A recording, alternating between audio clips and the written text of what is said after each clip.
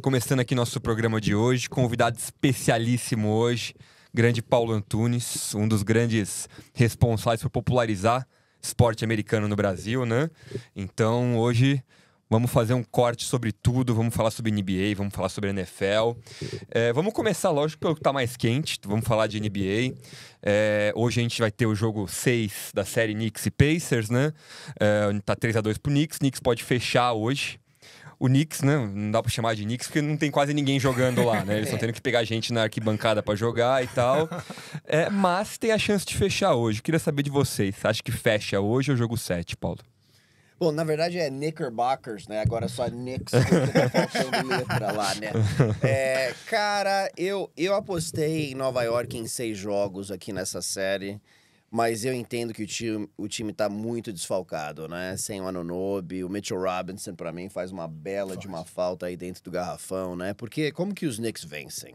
Os Knicks vencem com fisicalidade, com defesa e com Jalen Brunson também anotando seus 40 pontos. Ele tá num nível bizarro. Agora, nessa série, a gente já viu jogos de Josh Hart e DiVincenzo pontuando, com mais de 20 pontos, né? Eles foram até protagonistas ao lado do Brunson. E no início da série, quando o Brunson não jogou bem nos 2 primeiros jogos, ofensivamente, eles deram conta. Seguraram a barra ali. Exatamente. Né? E aí Nova York venceu.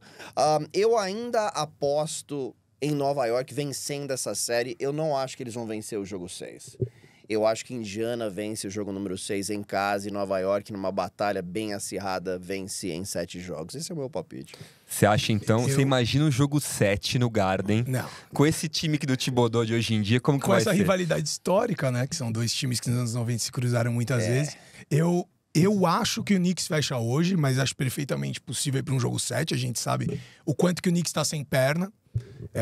Mas, de fato, isso que você falou do Josh Hart e do DiVincenzo, que, óbvio, Jalen Brunson é um jogador acima do que ele, sem dúvida. Eles são jogadores mais role players, mas o Josh Hart é meu jogador preferido na liga. É inacreditável. Não dá pra você não gostar do cara. Ele é um exemplo de raça, todos os jogos. O Tom Thibodeau, desde quando era coordenador defensivo do Celtics, campeão em 2008, que foi uma das maiores defesas da história da liga, monta uma baita defesa. É um time muito na fisicalidade mesmo, eles precisam disso pra vencer. Eu acho que o Pacers é um pouco soft em relação a um Knicks muito, muito raçudo. Vai fazer o Knicks levar a série, mas o Knicks vai chegar nessa final de leste, na minha opinião, chega na final do leste, bem capenga. Vai chegar morto, porque já tá. Dá pra ver que tá na superação. Não, eu acho assim, o jogo 6, por ser em Indiana, o ritmo dos Pacers... Os Pacers jogam com um ritmo muito acelerado ofensivamente. Foi o melhor ataque da NBA aqui nessa temporada, né? Então, jogando em casa, eu acho que pode ser um pouquinho difícil para um time de Nova York que tá baleado, né? Então, eu acho que é uma proposta complicada. Mas é bem possível. E se vencer, eu vou acertar meu palpite. 4-2, né? Eu também tinha apostado no Knicks em 6. Eu vou estar na torcida. Mas assim, o Boston Celtics, eu nunca vi na minha vida uma caminhada que promete ser tão fácil até as finais. Assim, se o Jason Tatum e o Jaylen Brown não aproveitarem agora para chegar às finais, acho que eles nunca vão para as finais, para te falar a verdade. Ok? Então... Jimmy Butler fora, Terry Rozier fora, Miami venceram com muita facilidade. Sem o Spider-Man, sem o LeVert, sem o Jared Allen, assim, venceram Cleveland com facilidade. E agora, provavelmente, vão pegar um New York Knicks também totalmente quebrado, né? Então, Boston precisa ir para as finais nessa temporada. Eu acho que vai perder, né? Se for, acho que perde. Não preocupou vocês um pouco, principalmente nos últimos 2 jogos, sem o Donovan Mitchell? Porque o Cleveland deu um calor no Celtics, né? Os Cavaliers deram um calor na gente e... O Celtics gosta de complicar jogos fáceis e... Adora. E assim, acho que é inegável para quem acompanha a NBA o quão o Celtics é um time muito forte, é um time coletivamente muito forte, é um time que tem condições de ser campeão, mas é um time que o mental dos seus 2 principais jogadores, que são os Jays, são os 2 jogadores que na hora H tem que pedir o jogo, como tá fazendo Jalen Brunson, é um mental prejudicado. Você assiste o Jason Tatum começar um jogo e acabar com o primeiro quarto e sumir no último. E a preocupação em relação a isso A gente sabe como funciona a NBA nas séries difíceis de playoffs. Cara, 3 últimos minutos do último quarto, você vai tentar rodar a bola? Claro que vai. Mas a sua estrela tem que pedir jogo e resolver. É o que o Jokic vai fazer, é o que o Anthony Edwards vai fazer. Eu acho também que o caminho do Celtics para a final da NBA tá muito fácil, tem que ir para a final da NBA. E eu acho que tanto o Wolves quanto o Nuggets são favoritos numa série contra o Celtics. Eu também. Analisando o que são os playoffs até agora. Tanto pela capacidade clutch dos seus jogadores em geral, do coletivo mesmo, quanto um Anthony Edwards e um Jokic, que é algo que o Tatum não é hoje. São prateleiras diferentes, na minha opinião. Assim, o Tatum me surpreende, cara. Porque o que acontece? Quando o Tatum entrou na liga, e nos primeiros anos do Jason Tatum, ele era o cara do quarto período. Muito. Ele era o cara do momento clutch. Naquele Como time sem Luke contra o Kyrie. LeBron, Naquele inclusive. time sem Kyrie. Como o Você Luke lembra? contra o LeBron no primeiro ano Exatamente. dele. Ele teve vários jogos de 20 pontos naquela Muito. pós-temporada. Ele enterrou na cara Enterrou do na LeBron cara do James, LeBron James. depois peitou o James. Exatamente. É uma coisa absolutamente bizarra. Era outro mental. Então, aí eu falei assim, esse menino vai competir para prêmios de MVP. Concordo. Não prêmio, prêmios. Tá? E eu acho que ele é esse tipo de jogador para realmente... Ele não tá lá ainda. Sim. Mas ele é um cara para competir por prêmios de MVP. Agora, eu não consigo entender o Jason Tatum, que teve 16 pontos no quarto período naquela série contra Milwaukee em 2022, que ele anotou 46 pontos com o time com as costas contra a parede, você lembra, né? E aí venceu o jogo 6, depois venceu o jogo 7. Maior pontuador da história de um jogo 7, ano passado com os Sixers. Ele teve 51 também no pontos, jogo 6, ele teve 4 bolas de 3 nos últimos 5 minutos, 12 pontos, mas num jogo que ele começou 1 de 17 também, que foi talvez os piores 3 quartos da vida dele. Sim. Mas se redimiu um pouquinho na reta final da partida. Mas eu não entendo os problemas do Jason Tatum no quarto período. Não faz sentido. O Jaylen Brown eu entendo. Sim. Também. Porque ele nunca foi um cara Nunca de teve esse nível. personalidade. Nunca. Ele nunca foi. Sim. Ele era um cara que só brilhava no primeiro quarto. Você lembra? Jaylen Brown, 18 pontos no primeiro quarto, terminou com 21. Sim. Né? Era um cara que fazia isso demais no início de sua carreira. Hoje ele é um pouquinho mais E consistente. é outro nível né? de jogador, né? Não, o Jason Tatum é outro jogador. O Tatum Ele é melhor. muito melhor que o Ele é Jaylen muito Brown, melhor. sem dúvida. Ele é E muito até melhor. por isso, a gente... Porque assim, por exemplo, o Jaylen Brown já não acerta lance livre em geral.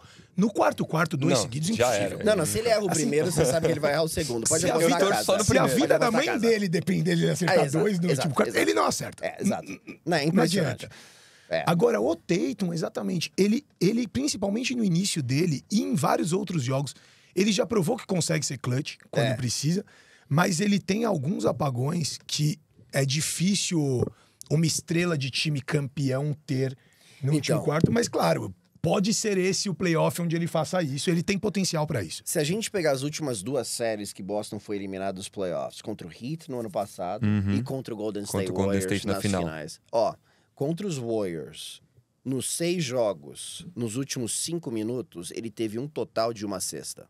É isso mesmo. Nos últimos 5 minutos, nos 6 jogos, ele teve 1 cesta. Contra o Miami Heat, ele teve, acho que 11 lances livres e nenhuma cesta nos 3 jogos acirrados, que foram jogos 1, 2 e 6, tá? Ele não teve nenhuma cesta e ele teve turnovers. Então, assim, cara, é uma tendência. E é preocupante. E como você disse, tem o Anthony Edwards, e Anthony Edwards vai brilhar no quarto período. Sem dúvida. O Denver Nuggets é um time de quarto período. E o Boston Celtics é um time que vence jogos por 20, 25 pontos, porque a bola de 3 cai. Entendeu? Exato. Então, desculpa, você vai ter muitos momentos adversos. Se você chegar nas finais contra esses 2 times, os jogos vão ser disputados por 3 a 5 pontos e você precisa brilhar nesses momentos. E eu acho que Boston não tem técnico, na minha visão. E o Jason Tatum no quarto período preocupa. Então, por isso que eu coloco o Denver como favorito. Já que vocês- Um ponto do Tatum, só pra fechar isso dele, até o jogo 4 contra o Cleveland, ele tinha menos pontos por jogo que Derrick White e Jaylen Brown pelos Celtics nesses playoffs.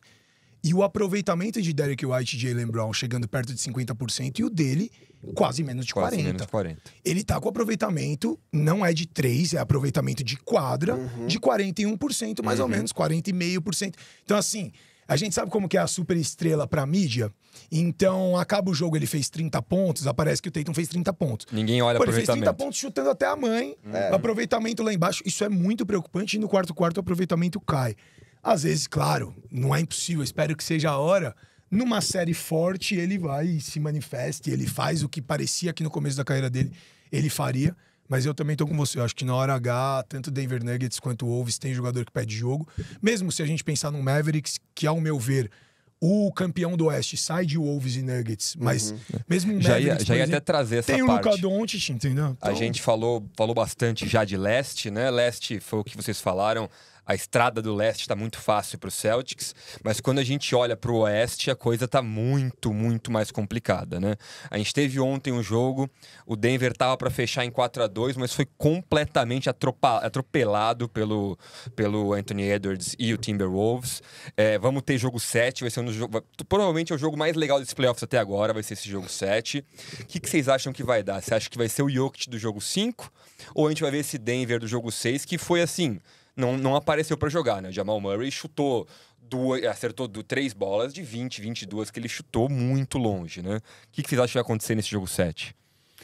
Bom, eu gostaria de ganhar uma aposta nesse jogo 7, tá? Porque eu apostei em Anthony Edwards, que desgraça mais do que 29 pontos nessa última partida, e ele sentou os últimos 9 minutos, me irrita profundamente. Então, assim, quer perder? Pode perder por 15. Mas não tem que perder por 45, entendeu? Porque aí ninguém joga no quarto período e todo mundo perde suas apostas. Obrigado, Denver Nuggets, seus desgraçados. Mas eu não consigo apostar contra a experiência do Denver.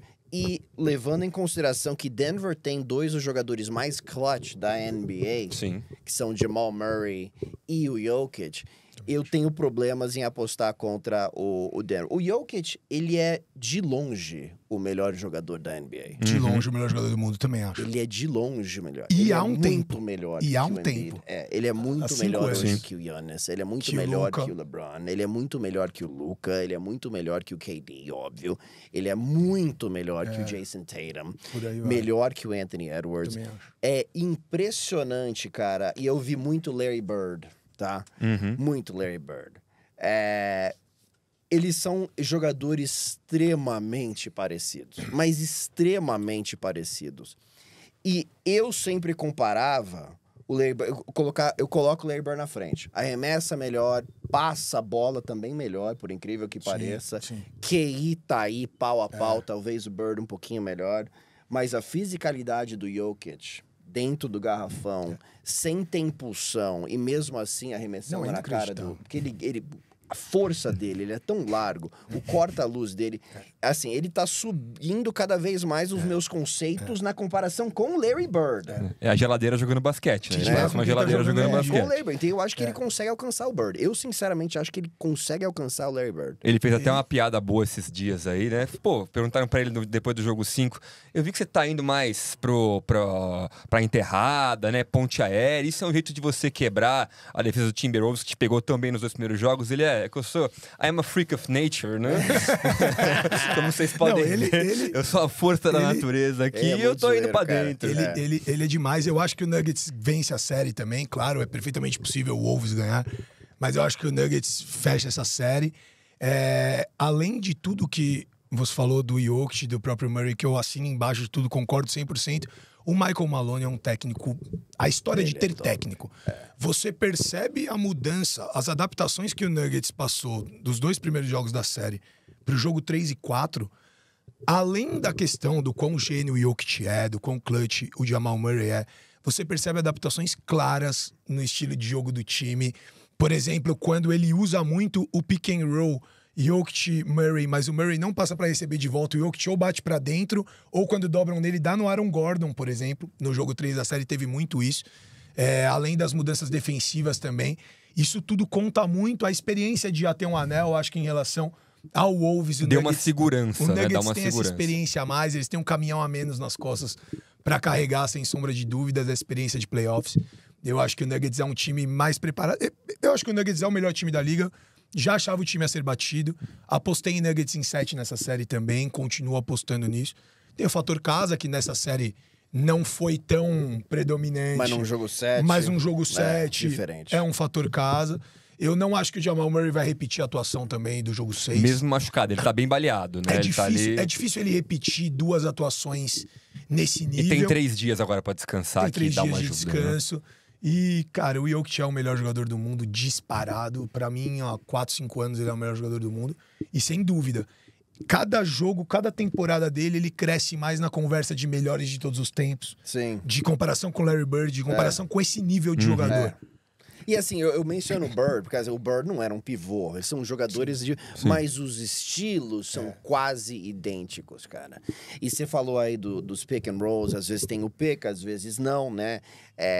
Por quê? Porque o Jokic, ele é tão inteligente, e o Murray também, eles são jogadores tão inteligentes, então eles conseguem ler o posicionamento da defesa, né? E aí tudo vem disso, né? Pô, eles estão esperando o roll aqui. Então não vamos fazer. Né? Então é essa inteligência que é o técnico, mas é o QI mesmo do jogador. Né? Então eu acho que todo mundo lá em Denver ofensivamente está na mesma sintonia e é bonito de ver. Eu ouvi muito vocês falando também sobre essa a final antecipada do Oeste. Vocês acham então que quem sair de Dallas e... Dallas e OKC. Eu falei, nossa, quem sair de Dallas e OKC não tem chance contra Nuggets ou Timberwolves? A chance tem, mas eu acho que perde. Eu acho que o Wolves e Nuggets estão muito acima. De todos os times, inclusive do próprio Boston Celtics, que teoricamente... É o time que dominou a temporada regular, né? É o time que tem que ser campeão do leste, entendeu? Eu acho que tá muito acima. Eu achei muito boas as trocas do Mavericks, calaram minha boca. Eu não achei que o Gafford e o PJ Washington iam subir o time de patamar, mas eles complementam muito o Kyrie e o Luka. Encaixaram muito bem, porque o Kyrie e o Luka são extremamente geniais, com um controle de bola e chute impecáveis, e quando não dá, ponte aérea para um desses dois com passes que para eles são fáceis, para os outros não. O OKC é um time muito jovem ainda, mas que também é muito forte. Mas eu acho que o Wolves e Nuggets é outro nível de time. Eu, sei lá, apostaria em 6 jogos uma final de Oeste. Eu também, sincero. E assim, não vamos descartar o OKC, né? Não vamos descartar o OKC, porque... Seed 1, né? Seed 1 do Cara, Oeste. já venceu em Dallas, né? Jogo número 7 seria em Oklahoma. Tem... O Shai Gilgeous-Alexander, que é um baita jogador. A gente ainda não viu o suficiente aí do Josh Giddey, do Jalen Williams. E eu acho que isso daí pode acontecer, talvez, num jogo decisivo, né? Então, vamos ver o que acontece aqui. Eu apostei em OKC em 7. Eu tô achando que eu vou errar, tô achando que Dallas vai passar nessa série, mas eu acho que ainda pode dar um sambinha aqui esses próximos jogos, talvez, né? O quanto a lesão do Doncic pode influenciar esse fim? Porque o Doncic tá inteiro baleado, né? Você pega a lista de lesões do Dallas, tem 4 só no Doncic. As costas, a panturrilha, é o joelho. Eu acho que influencia bastante, né? Assim, eu acho que ele, mesmo baleado, ele ainda é um cara pra ir lá anotar seus 30, 35 pontos, Sem né, dúvida, cara? Assim, a gente sem sabe que ele pode incrível. carregar o time nas costas. Mas uma coisa que eu gosto de Dallas, eu tô amando o Kyrie Irving. A reviravolta do Kyrie Irving, pra mim, tem sido uma coisa maravilhosa nessa temporada. Porque eu não tava gostando do Irving, eu não tava gostando das atitudes dele extra-quadra, a atitude dele em quadra, ele não querendo... Dava a impressão que ele não queria defender, que ele só queria pontuar. Hoje eu vejo um cara que é mais líder dentro de quadra, que compartilha muito, muito bem a bola, que envolve demais os companheiros, que tem uma sintonia cada vez melhor com o Luka Doncic. No ano passado, o Luka Doncic tinha uma linguagem corporal, assim. Parece que eles não se gostavam quando eles jogavam, entendeu? E aí, o que você jogaram falou... muito pouco ano passado também. Eles jogaram pouco também. Agora com o Gafford, PJ Washington foi uma aquisição absolutamente fantástica, né? Então, a energia em Dallas tá completamente diferente e eu tô gostando de ver. Quando você tem o Kyrie e o Luka no mesmo time, cara, qualquer coisa pode acontecer. Mas eu não apostaria nos Mavericks passando nem de Denver, nem de Minnesota. Parece que o Doncic humble, né? O Kyrie, ele olhou e falou, putz, aqui eu sou muito número 2 desse time, né? Não tem como jogar que nem esse cara, então eu preciso fazer outras coisas. Vou me portar como veterano. Mas o Luka, eu acho que às vezes se porta... É aí que eu gosto dos Mavericks. Às vezes ele se porta também como um 2, tocando a bola pro Kyrie Irving. Então eu acho que a sintonia entre os dois, eu acho que tem muito respeito entre os dois. Né? Então eu acho que isso funciona. Eu apostei em Mavericks em 7 contra o OKC.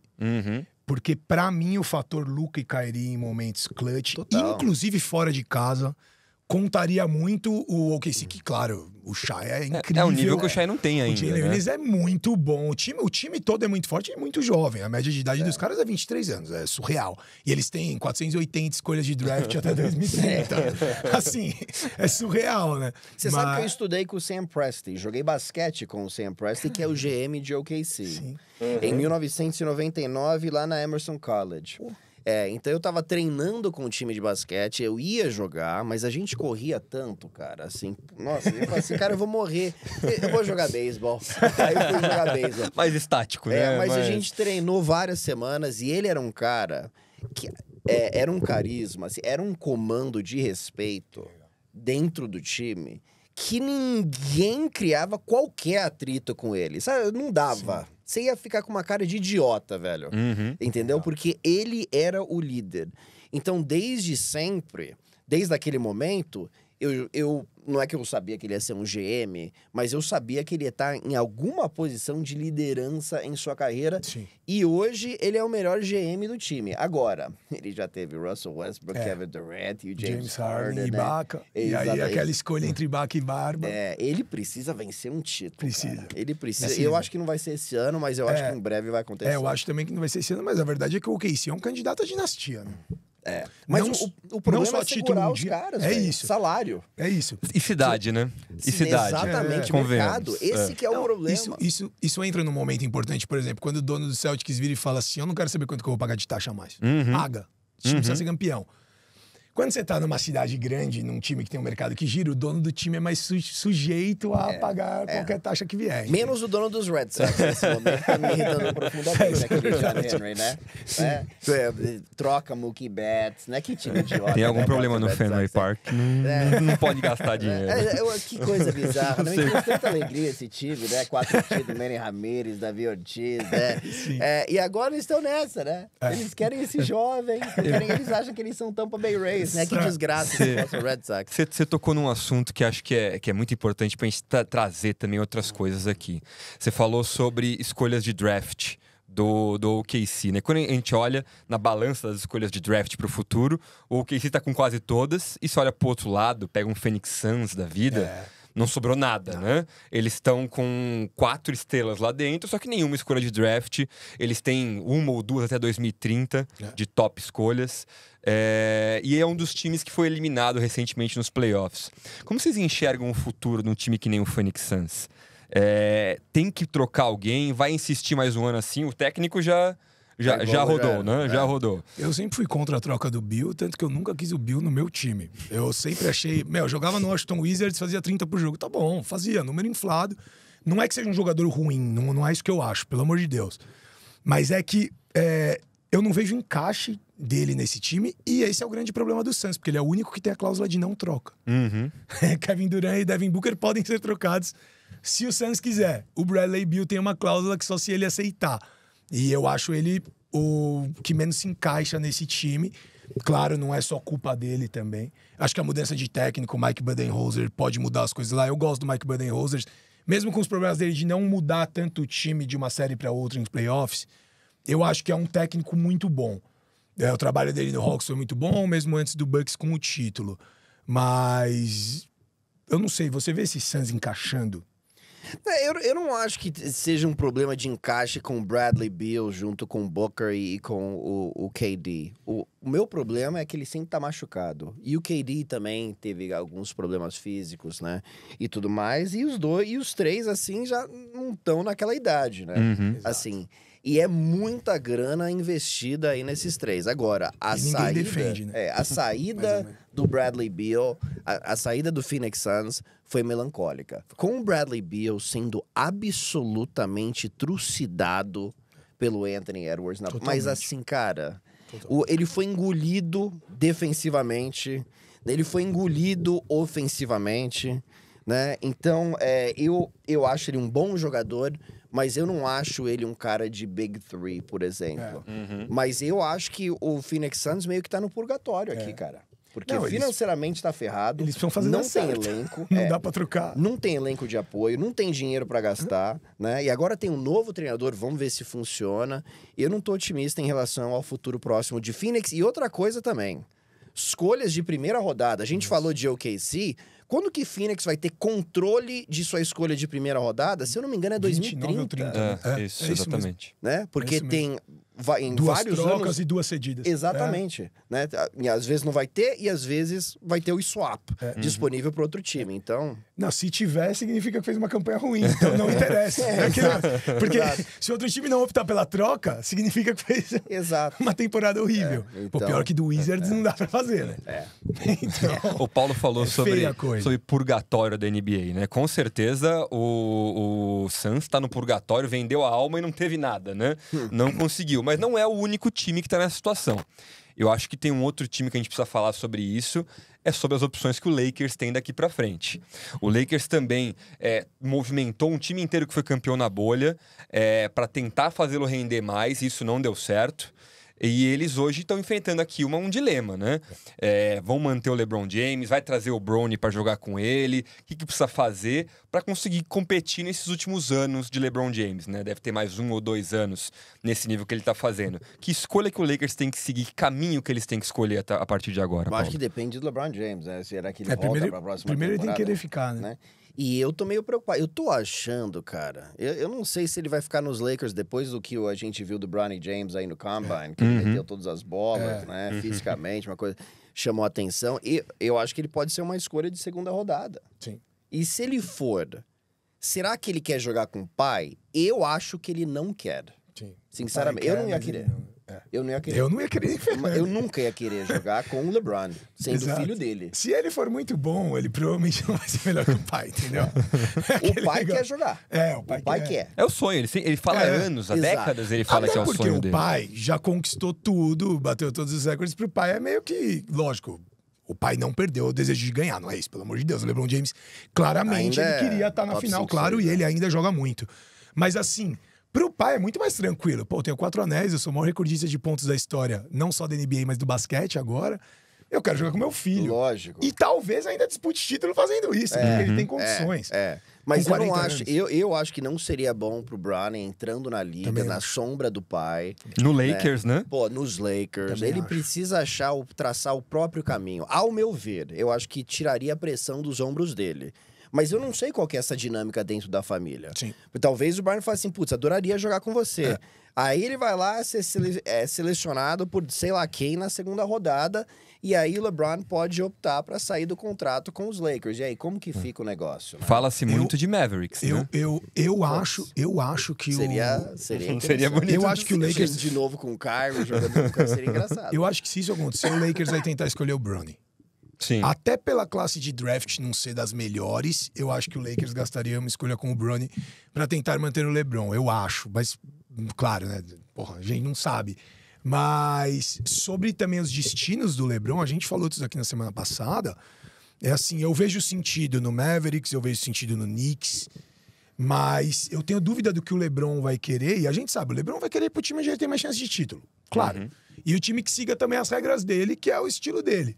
Mas eu não vejo times acima do Lakers fazendo loucura pra levar o LeBron James. Porque é aquilo, o Nuggets quer o LeBron James? Não, O Nuggets não quer o não, LeBron ninguém James. vai fazer Celtics quer o LeBron James? Não, o Celtics não quer o LeBron James. Pelo preço, né, gente? Pelo amor de Deus, assim, claro. Ele não vai vir pelo Não, mínimo muito do obrigado. veterano, Passa na entendeu? porta, não vai jogar, não. É isso, mas assim, ele tem 39 anos. Não é mais um encaixe de outros tempos que, cara, você tem o LeBron James, você tá na final de conferência porque ele é o LeBron James. Ele ainda é muito bom, mas claro, não é isso. Então, talvez ele fique no Lakers também, porque não tenha um time que tem o Anthony Davis lá, que eu esperava que fosse mais na carreira do que acabou virando, mas e se submeta também a tudo que precisa. Você falou do Knicks. O Thibodeau vai botar ele pra jogar 48 minutos? Cara, espero que não, né? No Knicks, acho que não. Mas assim, o Josh Hart pode jogar 48 por jogo pra ele todo Pode dia. clonar o Josh Hart e jogar nas duas, né? O LeBron no Knicks ia ter uma coisa muito boa pra ele, ao meu ver, e claro, pro Knicks mais ainda, além do mercado de Nova York, e eu não acho que vai acontecer, tá? Mas assim, o LeBron teria jogadores em um sistema muito bom defensivo pra ele se poupar na defesa, que foi o que o Lakers não conseguiu dar pra ele esse ano. O Lakers não conseguiu dar o descanso que ele precisava porque ofensivamente ele é um dos melhores jogadores da liga. Com 39 anos, o cara infiltra e ele só é parado com falta, é surreal. Mas o Lakers não conseguiu dar o time defensivo que poderia ter dado e nem o sistema. Eu até achei que teria dado com as trocas que fez e com as manutenções que fez. E eu também acho que o Lakers... eu sei que o cara é um queridinho, eu gosto muito dele também, ele tem o carisma dele. Mas o Austin Reeves ser intocável no Lakers é uma coisa que eu também não vejo sentido. Eu gosto bastante do Austin Reeves. Eu gosto muito dele, mas esse é intocável. Intocável é uma coisa meio estranha. O Lakers trata ele como intocável. Eu acho assim, ele é muito bom e ele tá no teto.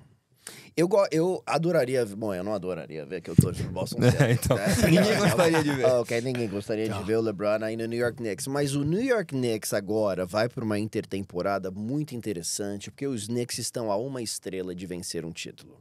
Isso daí é mais do que claro. Né? E eu acho que eles podem até ameaçar com um time saudável. Né? Lembrando que não teve o Julius Randle também. Aqui nesses playoffs. Né? Mas eu acho que Nova York é um enorme atrativo. A cidade de Nova York, o mercado, é o principal mercado. Né? Então, no passado, os Knicks não conseguiam as grandes estrelas, porque o time realmente teve um Amar Stoudemire lá, mas assim, eles não... Porque não era um time muito bem estruturado para ganhar título, e a diretoria também, né? O James Dolan lá, o Dono e tudo mais. Recentemente, o Porzingis era o melhor jogador do time. Mas ele teve alguns anos bons lá, o Porzingis. Jogou muito lá. Mas o LeBron... Principalmente no ano do All-Star dele, ele jogou muito mesmo. O LeBron com o Brunson, com o DiVincenzo, com o Hart, com o Anunoby, com o Mitchell Robinson, né? Um pouquinho de Hartenstein. Tem o arremesso mais feio que eu já vi na minha vida, né? O Hartenstein. Não é só o arremesso, ele é todo corcunda, né? Ele joga todo meio... Gosto, hein? Puta, meu, eu gosto dele. Todo mundo junto ali, Russell, né? Mas assim, o LeBron, aí a gente tem que falar de legado aqui. E isso é muito importante pro James. Sim. É por isso que ele voltou pra Cleveland. Sim. Ele viu a importância de... ele ganhou 2 títulos lá em Miami. Mas todo mundo fala assim, você foi lá no time do Dwayne Wade pra ganhar título, né? Com o Chris Bosh, que era uma super estrela na época. Aí ele falou assim, não, eu preciso voltar pra Cleveland. Ele volta pra Cleveland, ele vence o melhor time da história de temporada regular, perdendo por 3-1 com o jogo 7 lá.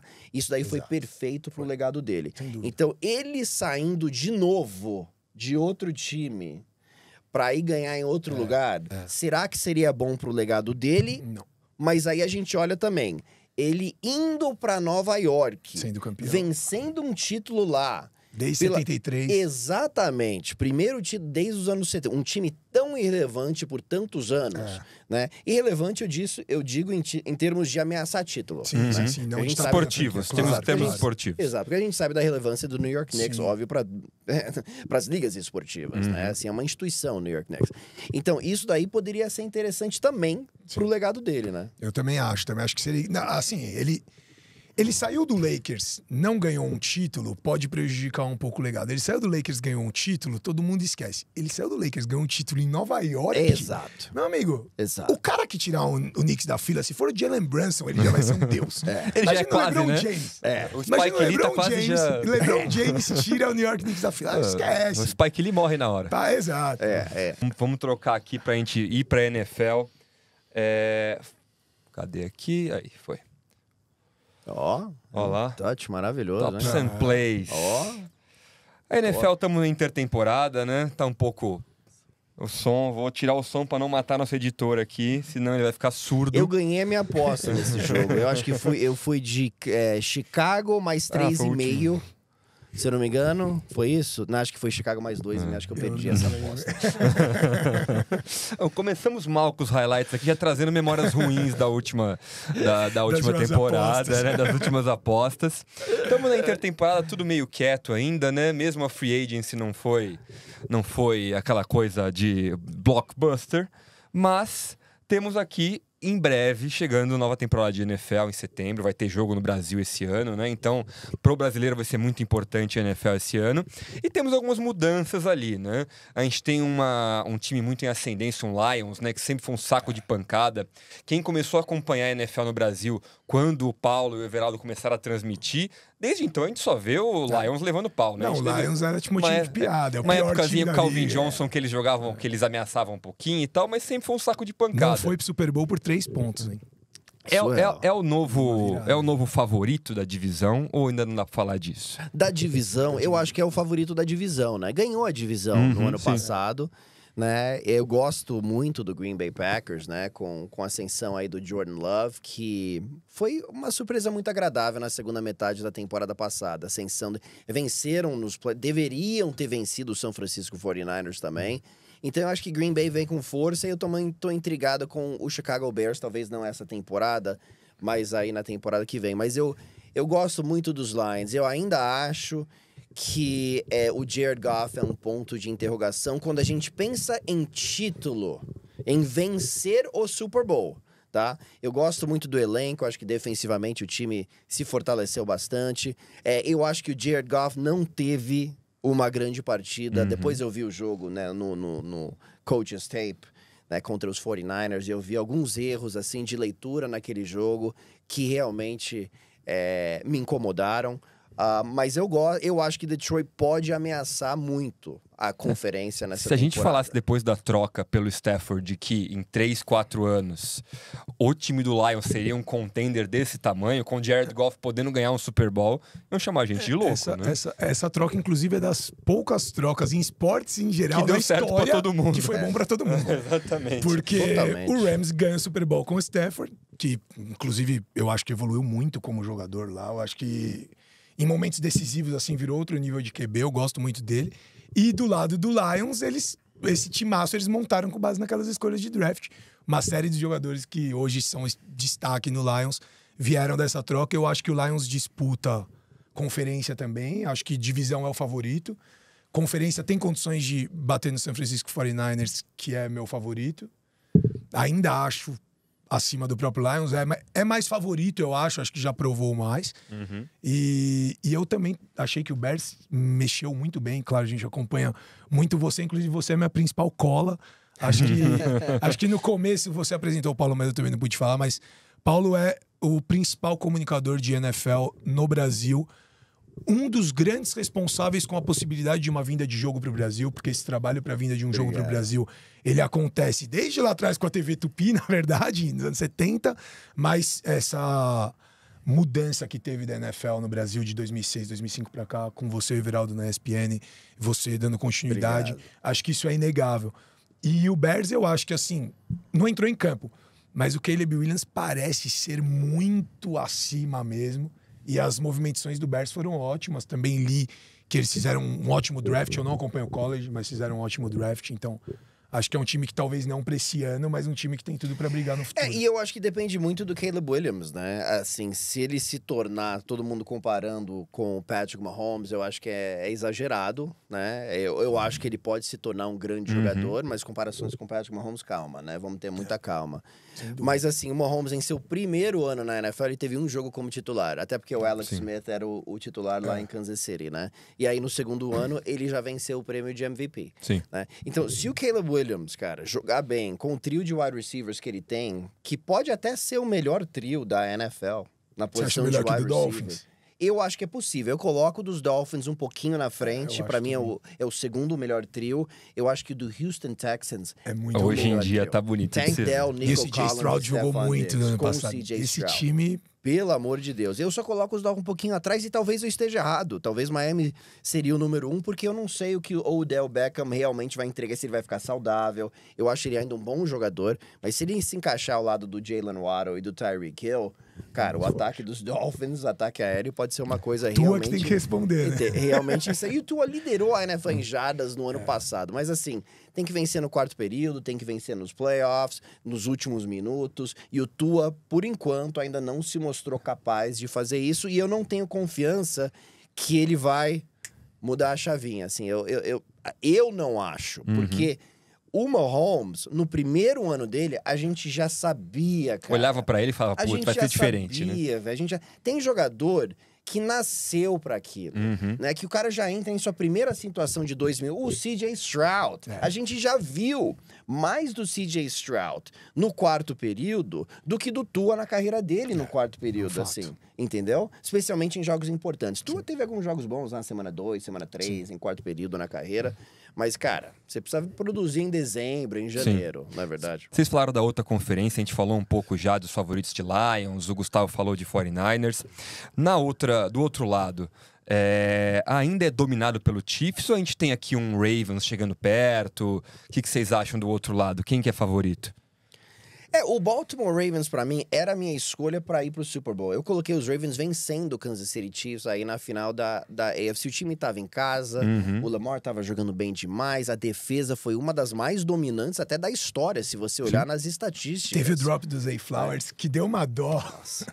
Porque ele jogou muito a fumble, temporada. Né? O fumble na linha de meia jarda. Então, aquela jogada mudou totalmente o jogo. Mudou totalmente o jogo. Mas é muito claro que o Mahomes é um melhor jogador que o Lamar Jackson em pós-temporada. E isso pesa demais. Então eu colocaria Kansas City ainda na frente. No ano passado, eu achei Mesmo assim... com o Derrick Henry agora? Você acha que não vai ter esse impacto? Não, eu acho que o Derrick Henry vai ter um impacto, eu acho ele um avião. Eu acho que Derrick Henry em read option aí com o Lamar Jackson pode ser uma arma, uma tremenda arma para Baltimore. Mas, cara, eles também tiveram perdas na linha ofensiva. Sim. É algo pra gente ficar de olho. Eles perderam o seu coordenador defensivo, que agora é o treinador principal do Seattle Seahawks. E às vezes você tem uma temporada iluminada de saúde, né? E aí na temporada seguinte você sofre com algumas lesões. Então é meio que uma incógnita. Mas eu não vejo Derrick Henry colocando Baltimore assim como grande favorito para derrubar o Mahomes. Pode ser que aconteça, especialmente se jogar em casa de novo, nos playoffs com um pouquinho mais de experiência do Lamar Jackson, mas não como favorito.